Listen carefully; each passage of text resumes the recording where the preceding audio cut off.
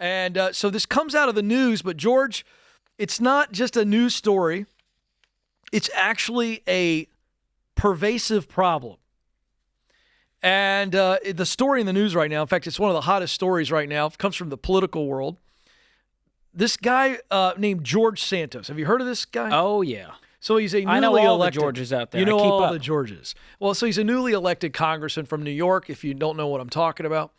And he's taken a lot of heat from the media, rightfully so, because it's come out, and almost it feels like every day the dude has just lied and lied and lied and lied to cover up those lies about his resume, his background. So he just lied to everybody.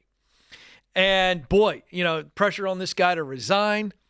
And it's a little bit ironic that people are now shocked that a politician lied. Well, it's the first time in history a politician has lied, Ken. Yeah, so this is big news. So everybody's trying to grasp that deal. And then, but you know what?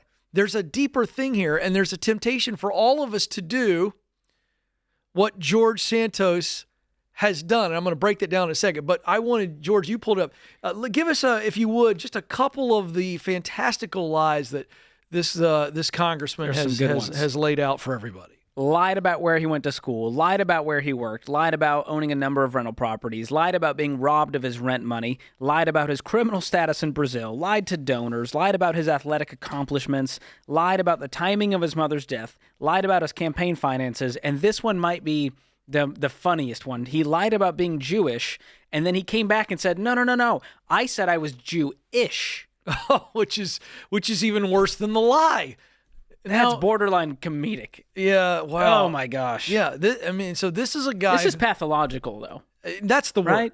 No, he's a pathological liar. Now, why do we bring this up?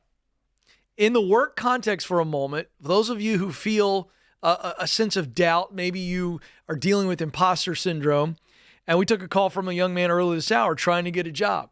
And when we face doubt, George, it tempts us to be deceitful. Because we feel like if I'm not good enough, I've got to make up a story that makes me good enough. That's the slippery slope. And that's what he did. Well, he took fake it till you make it to a very dangerous level here. Oh, man. I mean, it's He's unbelievable. So doubt leads to deceit. When we don't manage our doubt, I don't think I'm good enough. I don't think I'll get the job. I don't think they'll like me. I don't think she'll marry me. I mean, this thing spirals out of control, and it's all deceit, lying like this. And this is unbelievable, folks. Listen to this data. This is right here.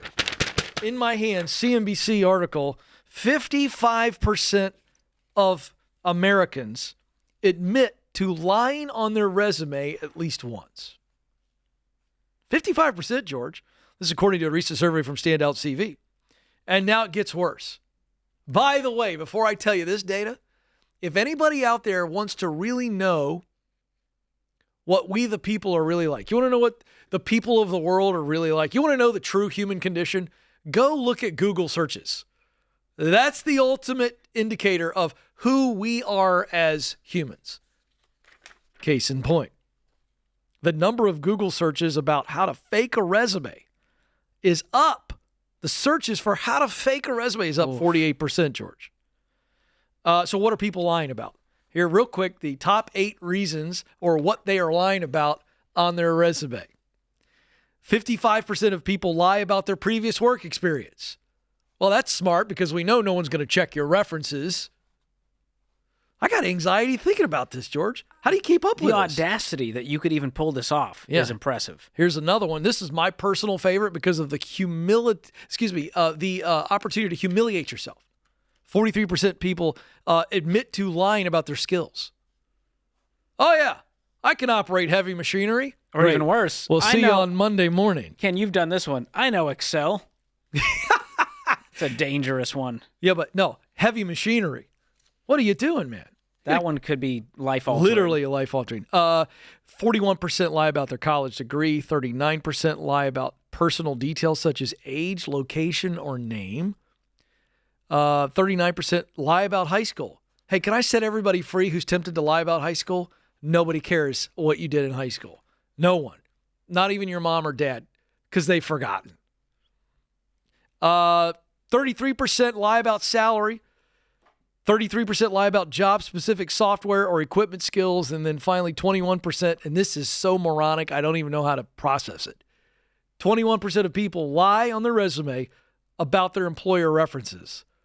So I guess they're making that up. Hey, George, will you do me a solid? I'm putting you down as a reference. Oh, so I give him Ken's number, and I go, yeah, he was my previous manager. Give him a call. He'd be happy to talk to you. And I slip you a $20 bill and say, hey, Ken, if they call, make me look good. Yeah, I feel like I need a shower. That's how dirty I feel right now. So the solution here, Ken, obviously is to have integrity, which if I'm hiring someone, I want to hire someone with integrity.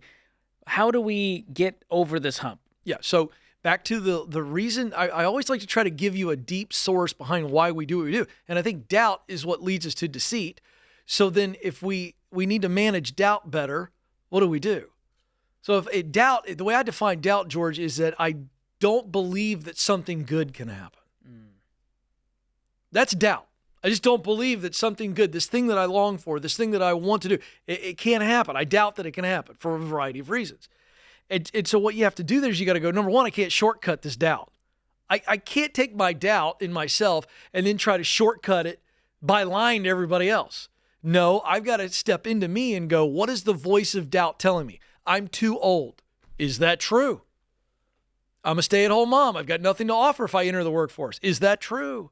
Is there any evidence that the doubt is telling you the truth? Because if doubt is telling you the truth, it's protecting you. I'll give you a silly example. George, if there's a 10-foot basketball goal in the lobby, and I tell all these fine people watching, hey, I can dunk. Have you ever seen me dunk before? Watch this. I'm going to dunk. And moments before I go to dunk the ball, I have some serious doubt because I haven't stretched. And let's be honest, I've never dunked a basketball. And doubt's going, I don't know if you can do this. Doubt's protecting me from certain humiliation. Silly example, but you get the point. I'd lower the hoop for you, Ken, just for the record. Thank you. But even then, it'd be a question mark. All right. But if doubt is saying, I can't ever start a business, I can't pay off debt, I can't get through the baby steps, I can't earn enough money to do it, that's holding you back. That's the idea. So instead of lying and trying to shortcut, which is what people do here, to get the job, you got to go, what am I doubting? Why am I doubting? Is there any evidence to support that? And then when we get clear that, hey, I actually can do this if I go get qualified, if I go make some connections. Now all of a sudden we're not having to lie. And here's the big takeaway. The reason we bring this up is because you can do severe damage to your ability to earn money if you get caught lying like this. I mean, because if you're lying on a resume, you'll lie on the job. And that's the idea. And if I'm the hiring manager, I'd rather you come to me and say, hey, listen, I know you require this much experience. Here's what I'm bringing to the table. I know I'm not quite there, but here's what I'm doing to get there. I'm impressed. I'm ready to hire this guy. Right. Versus someone lying to my face. Yeah. Not good at all. Come on, be better, George Santos. I'm trying to represent Georges out here. You know, Foreman, Lopez, Costanza, Washington. I like that. Put respect on our name. You know what the problem is? The guy, he's holding on for dear life. He's lied so much, he doesn't even know how to unravel or admit any of them. I don't even know if his name's George anymore. Why we should look into that.